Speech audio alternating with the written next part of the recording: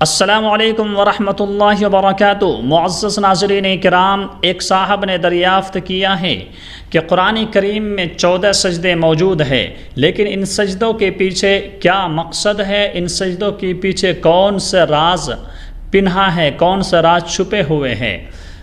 تو اس سوال کا جواب یہ ہے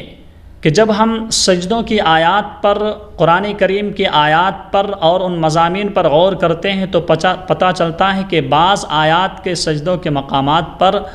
سجدہ گزار مومنوں کا ذکر ہے، اور بعض جگہ پر جو ہے فرشتوں کے سجدوں کا ذکر ہے، اور بعض جگہ کفار کے سجدہ کرنے کا انکار کا ذکر ہے، اور بعض جگہ صراحتاً حکم دیا گیا ہے اللہ تبارک و تعالیٰ کی طرف سے کہ تم سجدہ کرو، جیسا کہ قرآن کریم کے سورہ نجم کی آیت ہے، آخر کی جو آیت ہے اس میں ہے کہ تم سجدہ کرو اور اللہ کے قریب ہو جاؤ۔ لہٰذا ان آیات کے قرات کے وقت سجدہ کرنا عین رب کی بندگی ہے، اور عقل کا تقاضا بھی یہی ہے کہ جب سجدہ کرنے کا حکم دیا گیا تو ہم سجدہ کریں، اور کفار نے سجدہ کرنے کا انکار کیا تو ہم سجدہ کریں۔ اس کے علاوہ بعض روایات سے یہ بھی معلوم ہوتا ہے کہ آیت سجدہ پڑھ کر سجدہ کرتا ہے تو شیطان روتا ہوا بھاگتا ہے، روتا ہوا، چیختا ہوا، پکارتا ہوا بھاگتا ہے،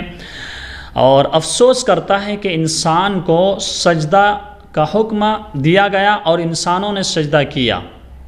اور انسانوں نے سجدہ کر کر مکرم اور معزز بن گیا اور محترم بن گیا، اور اللہ کی انہوں نے قربت حاصل کر دی،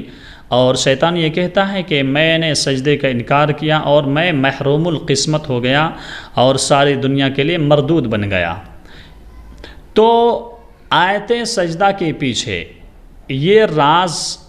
چھپے ہوئے ہیں، اور ان آیات کے اوپر سجدہ کرنے کا جو حکم دیا گیا ہے وہ اسی وجہ سے دیا گیا ہے۔